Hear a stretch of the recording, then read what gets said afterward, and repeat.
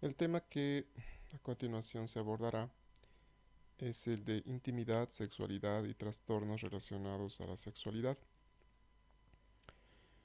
Este es un tema importante ya que las alteraciones o los trastornos relacionados a la sexualidad son muy comunes, pero debido al contexto en nuestro medio, son temas o trastornos o problemas que no se reportan, no se habla mucho de ellos, menos al personal de salud, en gran parte debido pues a esta tradición judeocristiana que ha influido en nuestra sociedad y en la cual pues la sexualidad siempre se ha asociado con algo prohibido, un tema tabú, como algo vergonzoso. Entonces, esto ha influido muchísimo en cómo las personas viven su sexualidad. Como parte del capítulo también se hablará un poco acerca de la intimidad, en el sentido de que sexualidad e intimidad, bueno, en realidad la intimidad es parte inherente de la sexualidad y muchas veces los problemas relacionados a la sexualidad, especialmente en cuanto al desempeño sexual, pueden estar relacionados eh, a una intimidad inadecuada entre las personas.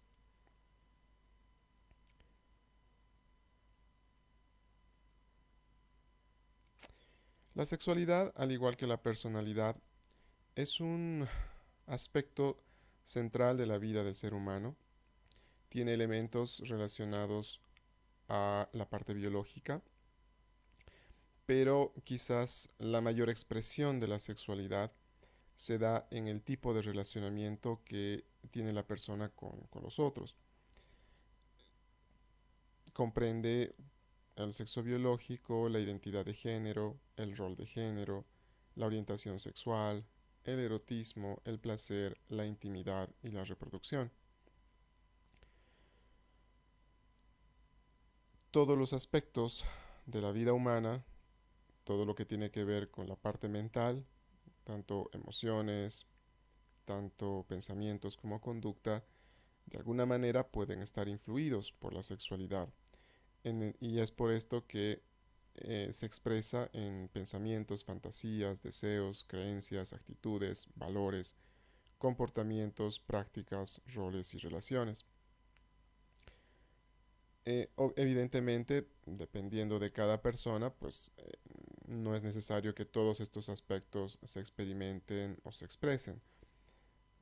Por algún motivo, en alguna persona, alguno de estos aspectos pueden no expresarse. Por ejemplo, piensen ustedes en los religiosos, ¿no? Quizás para un sacerdote, para una monja, pues aspectos de la sexualidad como el erotismo, el placer o la reproducción estarán, no se expresarán. Cuando se habla de sexualidad, y especialmente a lo largo de la carrera, se enfoca mucho en este tipo de actores o de expresiones de la sexualidad, ¿no? Por ejemplo, se asocia mucho a la sexualidad con, por ejemplo, aprender mucho sobre enfermedades de transmisión sexual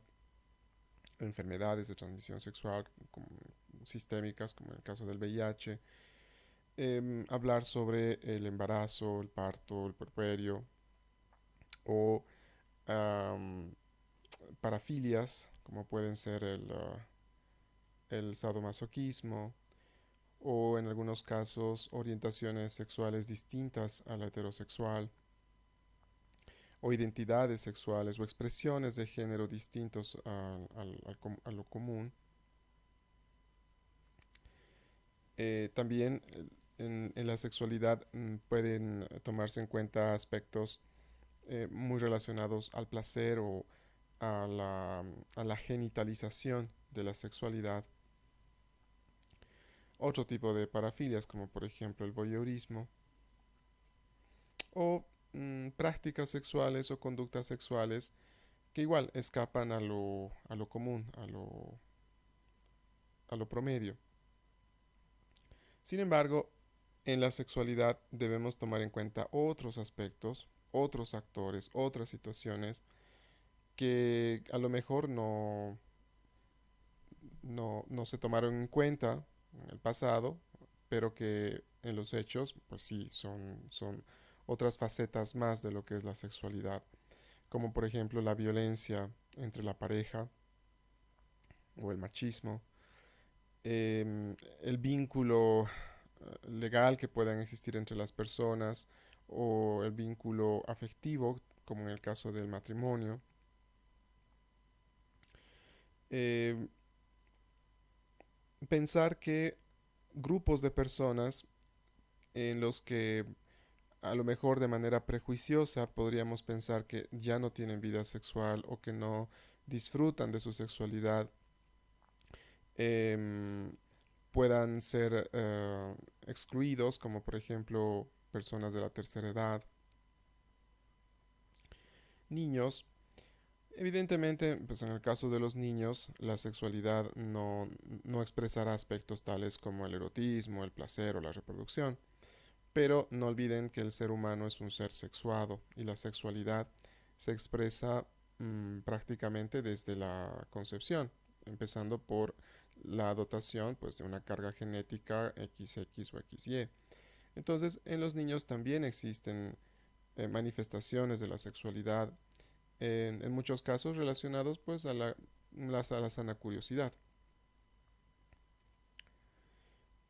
Pueden existir personas que debido a condiciones médicas, condiciones clínicas, igual de manera prejuiciosa uno podría intuir o podría pensar que no gozan o no tienen una vida sexual activa o no podrían, y sin embargo esto pues una vez más les repito, no es algo prejuicioso y es algo que como médicos deberíamos tomar en cuenta si es que nos toca atender pacientes así. La sexualidad también influye en, por ejemplo, el ejercicio de derechos eh, tales de grupos de personas, como por ejemplo en el caso de las mujeres. No olviden que hasta el siglo pasado, por ejemplo, las mujeres todavía no podían votar, ¿no? Esto debido a su condición de ser mujeres. Algo parecido ocurre también en el caso de la adquisición de derechos, el ejercicio de derechos de otros grupos, pero no relacionados con su sexo biológico, sino con identidades sexuales u orientaciones sexuales distintas a las predominantes. Entonces, con todo esto, pues, ¿cuál es la función del médico general en relación a la sexualidad? Pues lo importante es detectar casos que sean clínicamente relevantes, identificar aquellos problemas en la sexualidad cuyas causas puedan ser primarias o secundarias, llamándose primarias aquellas en donde el origen es más bien psíquico o psicológico y causas secundarias aquellas en donde el problema está en una condición médica, una enfermedad, el uso o el cese de algún medicamento, alguna sustancia que puede influir en la sexualidad. También la función del médico es psicoeducar y desdramatizar. Y esto en relación al último punto, que tiene que ver con distorsiones cognitivas. Es decir, las personas, justamente por esta tradición judeocristiana en la que vivimos, por todavía este machismo en el que nuestra sociedad funciona aún, pueden tener un conjunto de ideas erradas, sesgadas, pueden haber eh, mucha connotación, como les había dicho antes, ¿no? De vergüenza, de temor acerca de la sexualidad en general. Entonces un médico siempre munido de conocimientos científicos, pues debería psicoeducar, debería tranquilizar en muchos casos a sus pacientes en relación a, a su sexualidad, a la vivencia de su sexualidad.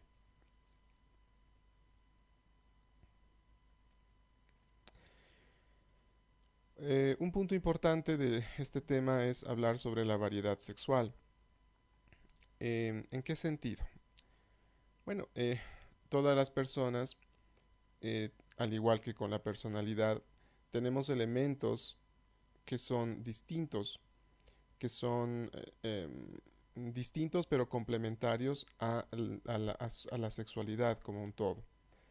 Estos elementos, algunos de ellos son, por ejemplo, la apariencia, que puede ser masculina, femenina, andrógina, el género, que tiene que ver con todas las tareas, los roles, las expectativas, incluso los derechos, los privilegios que goza una persona eh, por su sexo biológico, es decir, que la sociedad le asigna por su sexo biológico. Por otro lado tenemos a la orientación.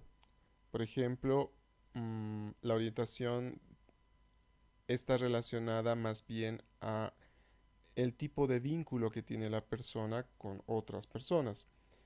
Es decir, de quién se enamora, por quién siente deseo, con quién fantasea, con quién puede establecer un vínculo erótico sexual esta persona. Si es alguien de su mismo sexo, pues será una persona homosexual. Si es alguien del sexo opuesto, será una persona heterosexual. Si indistintamente puede ser con ambos sexos, pues será una persona bisexual. Y si no, no siente atracción alguna por ningún otro sexo, pues será una persona más bien asexual. Luego tenemos al sexo biológico, en donde está incluido el sexo cromosómico y el sexo genital. El sexo cromosómico está en relación a a la dotación genética de XX o XY, XX para mujeres y XY para varones. Y el sexo genital pues estaría en relación a todas las estructuras anatómicas em, que tiene cada uno de los sexos. Bueno, no solamente estructuras, sino también a al funcionamiento de estos órganos. Sin embargo, y hablando ahora sí de las variaciones, pues existen variaciones genéticas o cromosómicas en cuanto a los sexos. Si bien es cierto que la mayor parte de la población tiene dotación cromosómica XX o XY, existen varios síndromes intermedios que igual y pueden influir en la sexualidad de la persona. No olviden que hay síndromes en donde falta el cromosoma Y o hay un cromosoma X extra, ¿no? Etcétera. En cuanto al sexo genital, de la misma manera, si bien es cierto que las mujeres tienen un conjunto de órganos y los varones un conjunto de órganos sexuales, existen personas que se llaman hermafroditas, en donde pues estos genitales pueden ser ambiguos, pueden estar presentes los dos, y a estas personas se les designa con el término de intersexuales. En el caso del género o la expresión de género, bueno, en nuestra sociedad hay todo un conjunto de características que nuestra sociedad atribuye a una persona femenina, tales como, no sé, delicadeza, ternura, gran expresión emocional, este, fuerza física a lo mejor limitada, una serie de oficios o profesiones que están más relacionadas con el género femenino. Y de la misma manera, pues con el género masculino, ¿no? Que en nuestra sociedad se lo asocia más, por ejemplo, con fuerza física, determinación, menor expresión de las emociones, una serie de oficios o profesiones. En este sentido, por ejemplo, uno podría pensar acerca de niñeras. ¿Mm? ¿Por qué una niñera no podría ser un niñero? ¿Existirá alguna razón biológica por la que no podría un hombre cuidar a un niño, no tener este oficio? Entonces, si no existe una razón biológica para esto, entonces ya estamos entrando en el terreno del género, es decir, la sociedad ha asignado a las mujeres como las únicas que pueden ejercer ese oficio, o la prohibición de que ningún hombre pueda ejercer el oficio de niñero. En el caso de la orientación sexual, pues lo que les había dicho, ¿no? Una persona puede tener atracción por hombres, por mujeres, por ambos o por ninguno. En este caso hablamos de personas homosexuales, bisexuales, asexuales o heterosexuales. Y en cuanto a la apariencia, pues esta puede ser femenina, masculina o andrógina. Un punto importante de la sexualidad es la intimidad y la respuesta sexual humana. Se llama intimidad aquel vínculo que existen entre las personas que son recíprocos, no egoístas y en donde las personas se vinculan tal como ellas son, de manera genuina.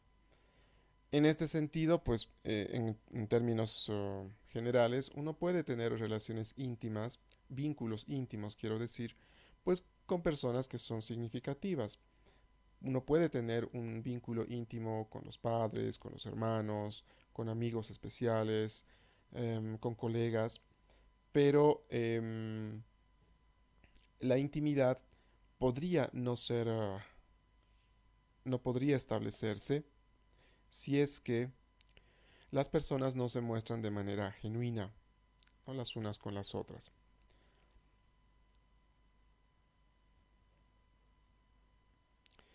Bueno, la intimidad mm, de cierta manera puede influir mucho en la respuesta sexual humana.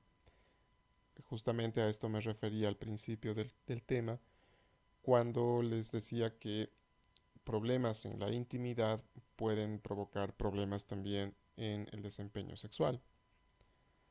Cuando hablamos de respuesta sexual humana, nos referimos a las fases que existen o que transcurren las personas durante el acto sexual. Estas fases son, como ustedes pueden ver, la fase de excitación, la de meseta, orgasmo y resolución. Sin embargo, también ustedes podrán ver que estas fases difieren en cuanto a varones y en cuanto a mujeres.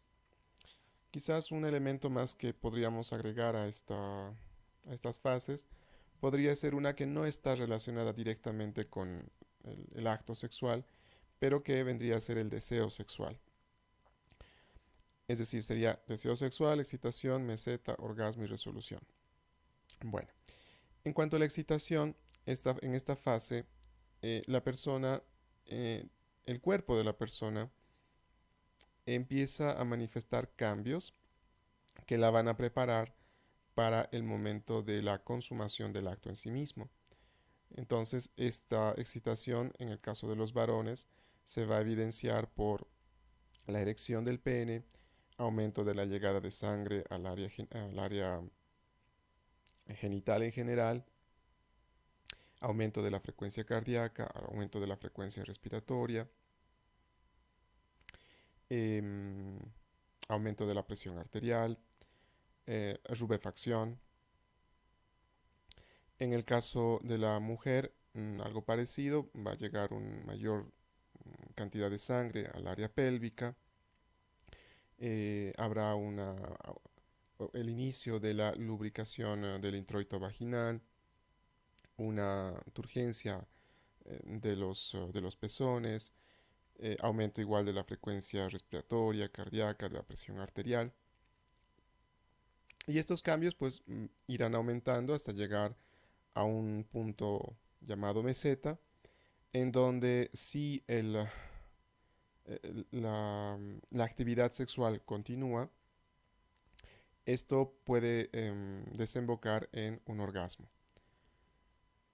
Sin embargo, ustedes se fijan que la excitación tanto en varones como en mujeres no es igual. En el caso de los varones, este periodo es mucho más corto, es mucho más rápido también que en el caso de las mujeres. Esto es, ¿Esto qué quiere decir? Que en el caso de las mujeres, pues la fase de excitación toma más tiempo, y no solo más tiempo, sino que el tipo de estímulos que aumentan la excitación en el caso de las mujeres suele requerir mayor complejidad, muchos mayores elementos sensoriales que en el caso de los varones. La meseta pues es igual, mucho más prolongada en el caso de las mujeres, y llegados a la fase del orgasmo también surge una diferencia muy importante, y es que en el caso de los varones solamente se puede alcanzar un orgasmo, mientras que en el caso de las mujeres ellas tienen la capacidad de los orgasmos múltiples. Obviamente en el orgasmo, en el caso de los varones, este va a coincidir con la eyaculación, y en el caso de las mujeres con una serie de contracciones de la musculatura pélvica que ayudarán a que el semen pueda permanecer en los órganos genitales femeninos, y que esto pueda garantizar también la fecundación. Eh, una vez que el orgasmo pasa, existe una fase de resolución en la que todos los cambios físicos que ocurrieron desde la excitación se revierten.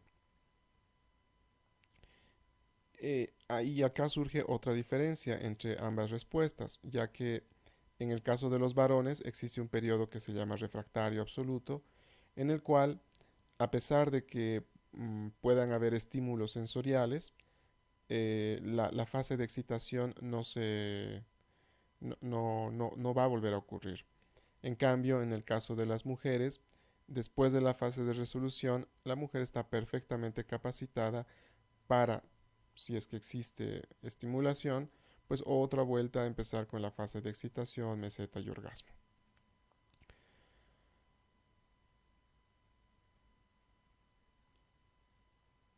En el caso de la intimidad y la respuesta sexual humana, se dice que mm, un elemento importantísimo para que la actividad sexual sea placentera, sea disfrutada por ambas partes, eh, pues es que exista una muy buena comunicación, exista una, una relación estrecha entre las personas. Mientras mejor sea la comunicación, es decir, mientras más intimidad exista entre las personas involucradas en el acto sexual, pues estas van a tender a ser más placenteras, y la posibilidad de que existan eh, alteraciones o disfunciones de desempeño pues van a ser menores. En este sentido se dice que el tipo de relaciones sexuales que tienen las personas se pueden dividir en tres tipos dependiendo al tipo de intimidad que existe entre las personas. El primer nivel o el primer tipo, que sería el más bajo, sería el nivel jornalero. Es decir, en este nivel no se requiere mayor ciencia al momento de la actividad sexual. La actividad que hace un jornalero pues es repetitiva, es monótona, no requiere mucho esfuerzo, no requiere mucha acción de parte de esta persona. Análogamente, en este nivel, ya hablando de la actividad sexual en sí misma, pues A este nivel solamente se busca la satisfacción de un impulso o necesidad. El acto sexual se genitaliza y es meramente mecánico y no se toman en cuenta las necesidades de la pareja. Incluso en este nivel hay muchas personas que ni siquiera conocen sus propias necesidades. Es decir, como el acto sexual se genitaliza tanto, se centra tanto en los genitales, pues las personas pierden la oportunidad de explorar otras fuentes de placer durante el acto sexual. Y se entiende que en este nivel la comunicación pues es mínima y la intimidad prácticamente no existe. El segundo nivel es lo que se llama el nivel artesano. Acá pues ya la persona siente una preocupación, el deseo de poder hacer bien las cosas. Cada acto sexual tiene una mayor, un nivel más elevado de producción, por decirlo así. Y si lo analizamos ya en, relacionándolo al acto sexual, pues aquí sí pueden aparecer, por ejemplo, problemas de desempeño sexual porque puede existir ansiedad de desempeño. Es decir, la persona se preocupa de no desempeñarse adecuadamente. eh, Al pensar en la otra persona pueden haber prejuicios, pueden haber inhibiciones. Aún el acto sexual podría ser mecánico, monótono, y pues al haber estos prejuicios, estas inhibiciones y al no haber una muy buena comunicación, estos no se superan y esto puede originar, por ejemplo, disfunción eréctil o en el caso de las mujeres, por ejemplo, falta de llegar al orgasmo. Y una vez más, al igual que en el nivel inferior, el placer se enfoca solamente en lo físico.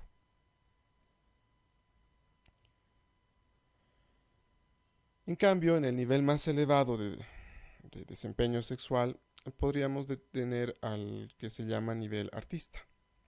En este caso, em, cada acto sexual se convierte en una experiencia única, en una experiencia en donde ambas personas contribuyen y existe toda una predisposición a utilizar todos los medios posibles para llegar a un acto placentero y de disfrute de ambas personas. En este nivel se entiende que la intimidad es adecuada, hay muy buena comunicación y paradójicamente la satisfacción sexual em, la persona la experimenta pero al ofrecerla a la otra persona. Dado que la comunicación es muy buena, si hubieran tabúes, si hubieran malos entendidos, estos se solucionan y el placer en este nivel excede a lo físico.